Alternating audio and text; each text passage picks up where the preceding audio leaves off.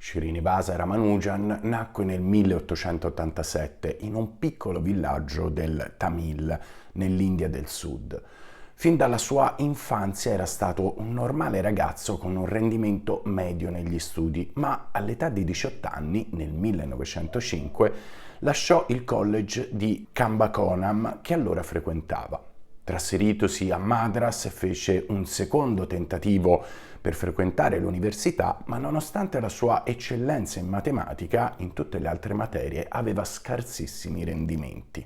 Non ebbe infatti mai una formazione universitaria regolare e condusse gran parte dei suoi studi iniziali nell'isolamento, anche se divenne uno dei più grandi matematici indiani di tutti i tempi. Ramanujan rappresenta l'incontenibilità del genio, la sua incredibile capacità di calcolo, la sua fantasia, la sua abilità creativa nel campo matematico non sono state fermate dalle difficoltà contingenti e da uno stato di miseria che lo ha portato spesso letteralmente sul punto di morire di fame. Questo ragazzo indiano, venuto dal nulla, in poco più di 30 anni di vita ha dato straordinari contributi all'analisi della matematica e alla teoria analitica dei numeri, lavorando su argomenti complessi e profondi come le funzioni ellittiche, le serie infinite e le frazioni continue. Nella sua breve esistenza Ramanujan ha ottenuto circa 3900 risultati, principalmente identità e equazioni,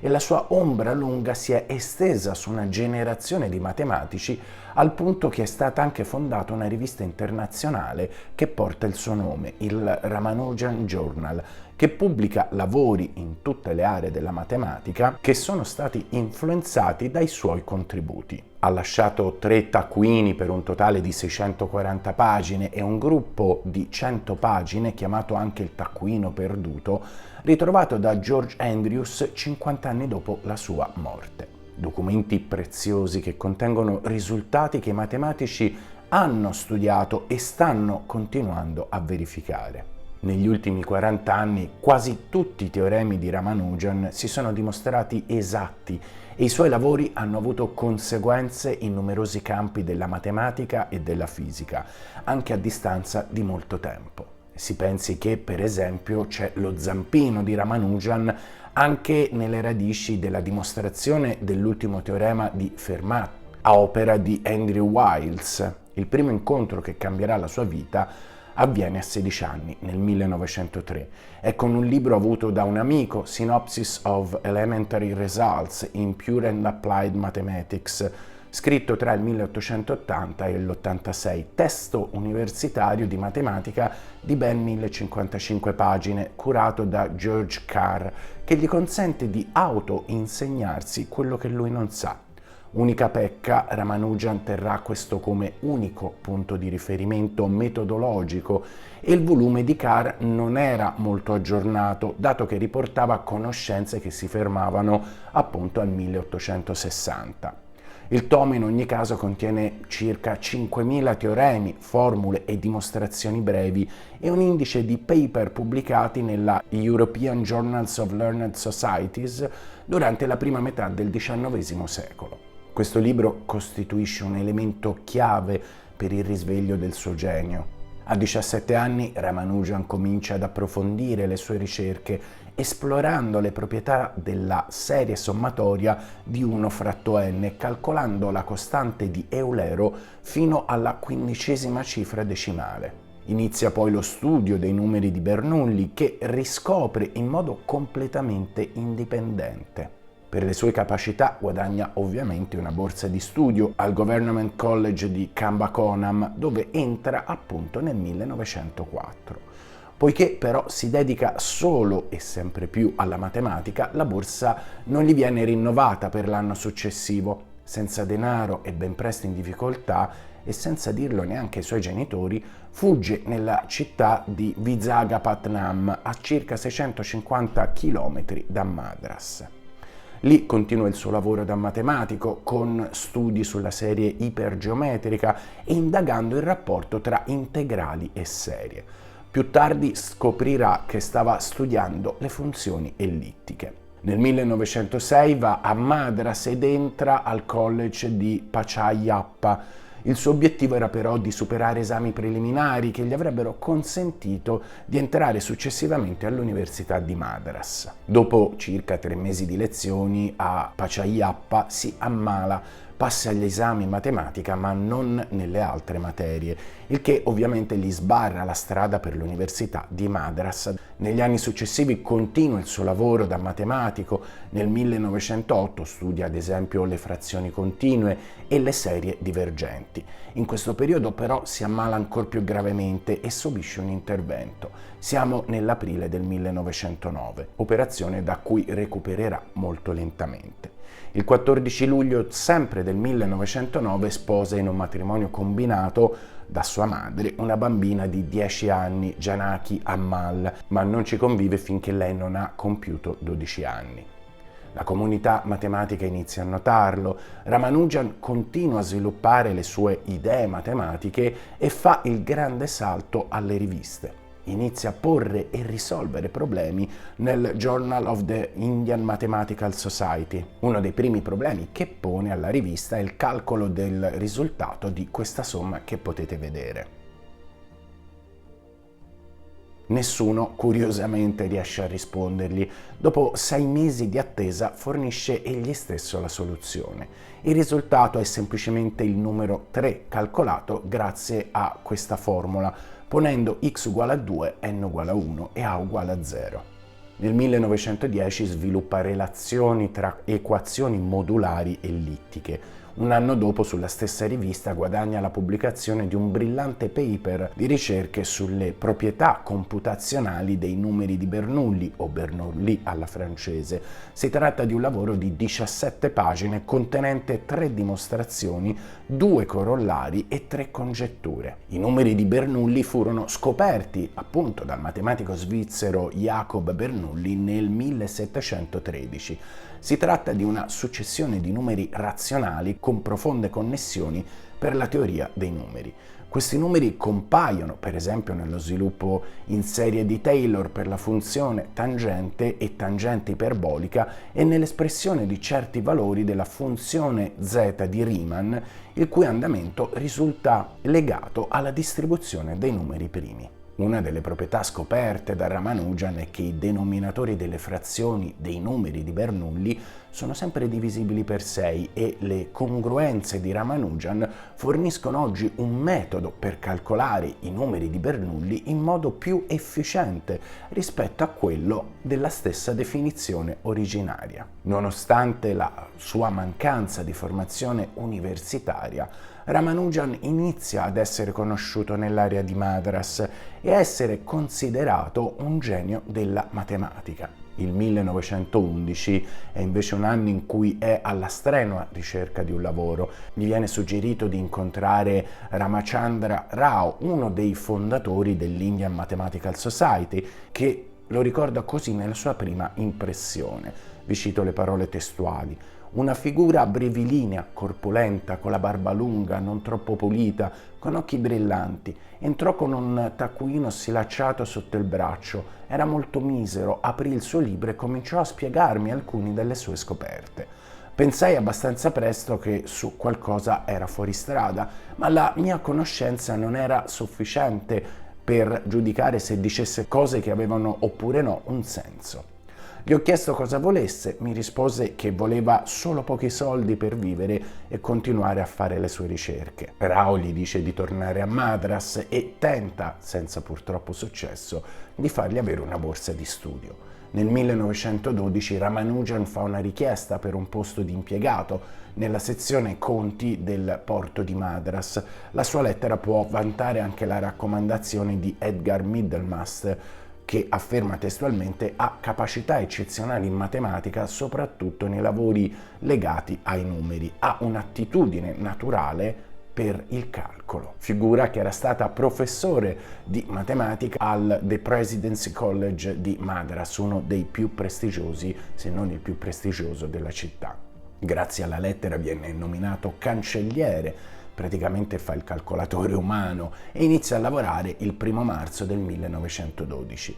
Intorno a lui ci sono alcune persone con formazione matematica come C.L.T. Griffith, docente di ingegneria civile presso il Madras Engineering College, che si era formato presso la University College di Londra, dove aveva conosciuto il matematico Micaiah Hill. Venne il novembre del 1912, inviando qualche lavoro di Ramanujan e una copia del paper sui numeri di Bernoulli del 1911. Hill risponde in modo incoraggiante, ammettendo però di non essere riuscito a capire tutti i risultati di Ramanujan. Ramanujan, che nel frattempo aveva scritto anche ai matematici Hobson e Baker, non aveva però ottenuto risposta. Nel gennaio del 1913 arriva un altro momento che cambia la sua vita. Ramanujan decide di scrivere al matematico Godfrey Harold Hardy, di cui aveva letto una copia del libro Orders of Infinity del 1910. Ecco come si presenta ad Hardy, che riceve la sua missiva il 31 gennaio del 1913. Caro signore, mi permetto di presentarmi a voi come un impiegato presso il Dipartimento Conti dell'Ufficio Portuale di Madras, con uno stipendio di sole 20 sterline all'anno. Ora ho circa 23 anni di età, in realtà ne aveva 25. Non ho alcuna formazione universitaria, ma ho seguito i corsi delle scuole ordinarie. Dopo aver lasciato la scuola ho speso il mio tempo libero a lavorare in matematica. Sto seguendo un nuovo percorso da me stesso. Ho studiato le serie divergenti e ho ottenuto dei risultati che i matematici locali definiscono sorprendenti. Ramanujan quindi nella lettera sostiene di aver fatto progressi su una teoria di serie divergenti e di aver risolto il problema della distribuzione dei numeri primi. La lettera consiste in 11 pagine, 2 delle quali sono andate perdute purtroppo, che illustrano circa 120 risultati tecnici che riguardano diverse aree della matematica.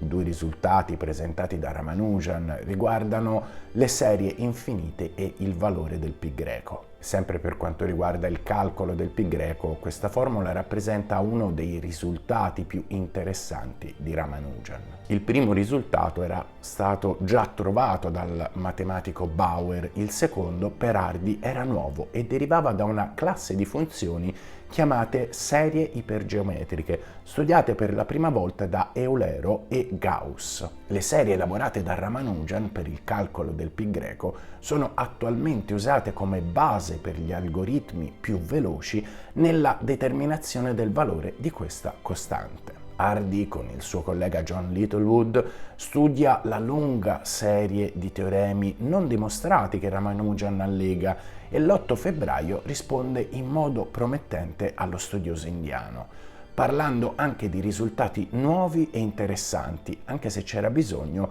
di approfondire le dimostrazioni di alcune congetture.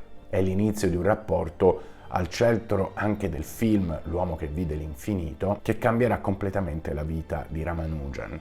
Hardy e Littlewood, come ricorderà Bertrand Russell, erano in uno stato di grande eccitazione, persuasi di avere scoperto un secondo Isaac Newton. Grazie all'interessamento di Hardy, l'Università di Madras concede a Ramanujan una borsa di studio e nel maggio del 1913, per 2 anni, e nel 1914, Hardy porta Ramanujan al Trinity College di Londra per cominciare una straordinaria collaborazione. Ramanujan salpa dall'India il 17 marzo del 1914, un viaggio tranquillo tranne che per 3 giorni in cui soffre di mal di mare. Il 14 aprile arriva a Londra e dopo 2 settimane circa è nelle stanze del Trinity College. Fin dall'inizio però ha problemi con la sua dieta, è un vegetariano stretto e lo scoppio della Prima Guerra Mondiale aumenta notevolmente le difficoltà di approvvigionamento di cibo e quindi anche i suoi problemi di salute peggiorano. Il sodalizio tra Ramanujan e Hardy porta sin da subito a risultati molto importanti.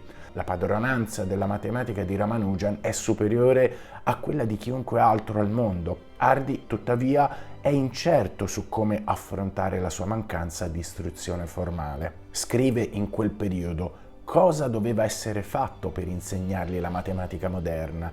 I limiti delle sue conoscenze sono sorprendenti come la sua profondità. Viene quindi chiesto a Littlewood di insegnare a Ramanujan i metodi matematici rigorosi. Ma, come viene riportato dalla storia, era estremamente difficile. Ogni volta che si menzionava qualche soggetto che si pensava che Ramanujan avesse bisogno di conoscere, lui proponeva una valanga di idee originali che rendevano quasi impossibile a Littlewood persistere nelle sue intenzioni originali. A un certo punto Littlewood parte per la guerra e Hardy rimane a Cambridge a lavorare da solo con Ramanujan. Durante il suo primo inverno in Inghilterra, Ramanujan si ammala e nel marzo del 1915 scrive che la sua malattia causata dal clima invernale molto più rigido rispetto a quello dell'India non gli aveva permesso di pubblicare nulla per i 5 mesi precedenti.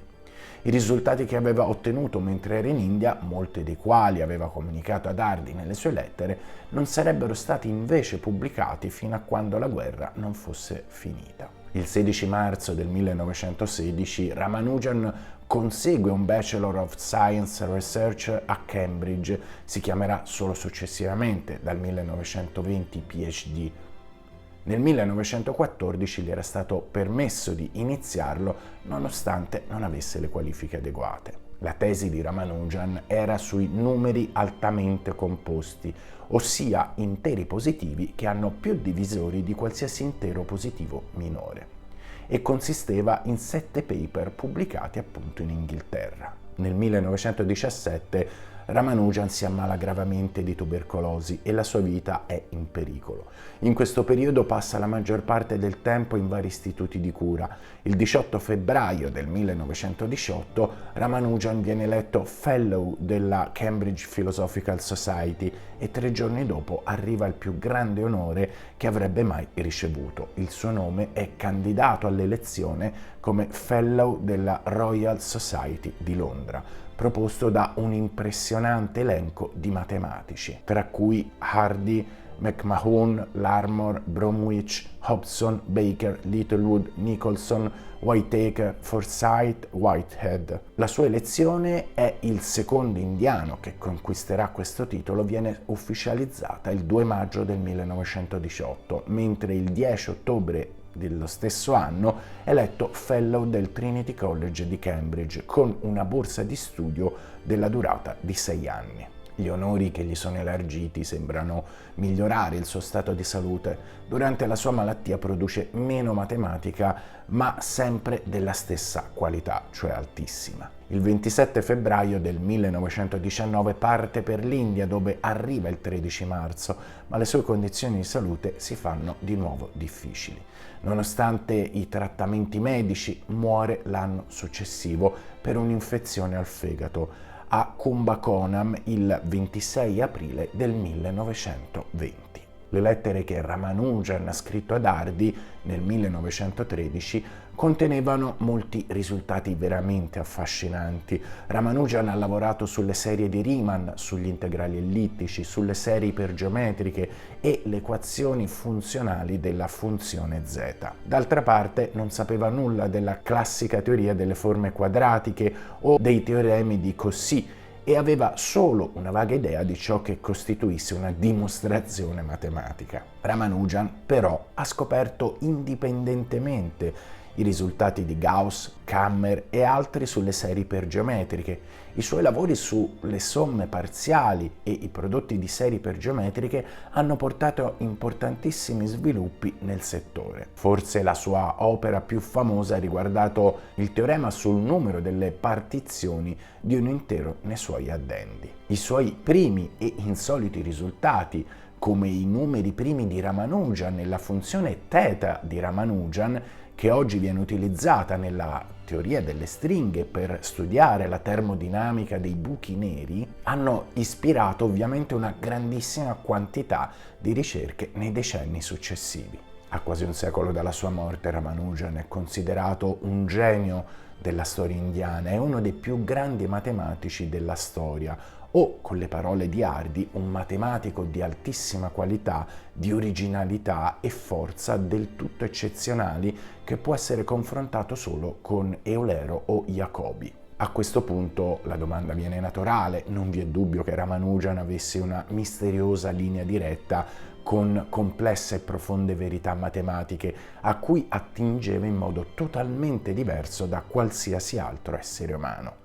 Questo dono, se così lo vogliamo chiamare, lo spinse coraggiosamente a inviare a Cambridge a Geoffrey Harold Hardy, così come ad altri, alcuni dei suoi stupefacenti risultati, ottenuti, e questo lo voglio ricordare, da autodidatta. Nel tempo questo condusse a un viaggio proibito per un bramino come lui in Inghilterra. Dopo aver trascorso 5 difficili anni di lavoro con l'ateo Hardy e il suo collaboratore Littlewood, in un ambiente culturale poco accogliente per le sue abitudini vegetariane e anche per la sua stessa tradizione e cultura, Ramanujan peggiorò il suo stato di salute.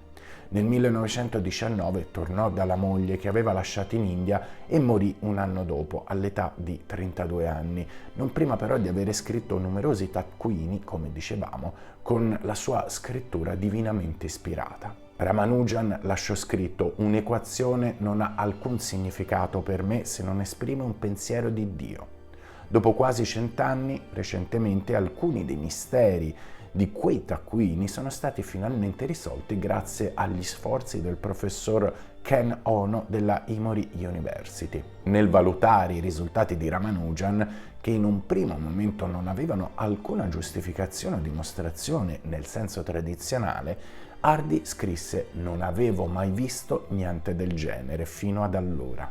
Già a prima vista appariva evidente che potevano essere stati scritti solo da un matematico di classe eccelsa. Dovevano essere per forza validi, perché in caso contrario nessuno avrebbe avuto mai la fantasia necessaria per inventarli», così scriveva Hardy. Ma da dove scaturivano le eccezionali intuizioni di Ramanujan? Secondo Ono, ma anche in base a quello che ci dicono le persone che lo conobbero, Ramanujan sosteneva che molte delle sue formule letteralmente gli venivano presentate durante il sonno dalla dea induista Namagiri. Certamente erano il prodotto di un alto livello di creatività. In un senso più ampio, egli era fiducioso di poter affrontare enormi misteri solo con le proprie forze. I suoi sogni lo portavano su diversi livelli. Queste le parole di Ono. Per Ramanujan, Namagiri era la spiegazione dei lampi di illuminazione che innescavano il suo genio, il suo flusso ininterrotto di scoperte matematiche. Un compagno di scuola ricorderà in seguito di averlo visto spesso alzarsi a metà della notte per scrivere le formule che aveva sognato. Lui stesso precisò che l'ispirazione nei sogni gli veniva dalla dea Namagiri o che il dio Narasimha gli mostrava nel sonno dei rotoli dei quali al risveglio egli riusciva a trascrivere soltanto una piccola parte. Tra la miriade di divinità, Namagiri era quella cara ovviamente alla sua famiglia. Era Namagiri, secondo lui, la musa che lo ispirava e che gli appariva in sogno svelando i segreti dei numeri e dell'universo. Nonostante l'appartenenza alla casta brahminica, le sue condizioni, come abbiamo detto, erano piuttosto povere. Ramanujan avrebbe sofferto, come dicevamo, spesso la fame. Le sue abilità matematiche si svilupparono fin dalla scuola in un parallelo tra ipersensibilità quasi patologica verso un mancato riconoscimento da parte della società, un insuccesso o qualsiasi cosa di cui vergognarsi. Ad esempio, scoprire che delle relazioni trigonometriche che aveva ricavato erano state trovate un secolo e mezzo prima, niente meno che da Leonhard Euler, fu per lui una mortificazione tale che quando se ne accorse nascose i calcoli nel tetto di paglia della sua abitazione. In realtà lui era arrivato alle stesse dimostrazioni in maniera indipendente e da autodidatta. Con quell'ingenuità che non avrebbe mai perso e che avrebbe incantato i matematici occidentali, non riusciva a rendersi conto di quanto fosse veramente eccezionale riottenere da solo un risultato del genere. Sempre secondo Ono, in Ramanujan vive l'archetipo di un talento incomprensibile che supera le circostanze avverse. La sua storia ha un che di mitologico, eppure è un messaggio estremamente vitale per la nostra epoca. Ci si potrebbe chiedere, forse Ramanujan è la punta di un iceberg, solo un esempio dei tanti geni spinti dall'automotivazione e che lavorano nell'isolamento? Ramanujan è importante oggi perché rappresenta il potenziale inutilizzato in cui dobbiamo credere per poter avanzare nella scienza e nella comprensione del mondo che ci circonda e dell'universo che abbiamo appena scalfito.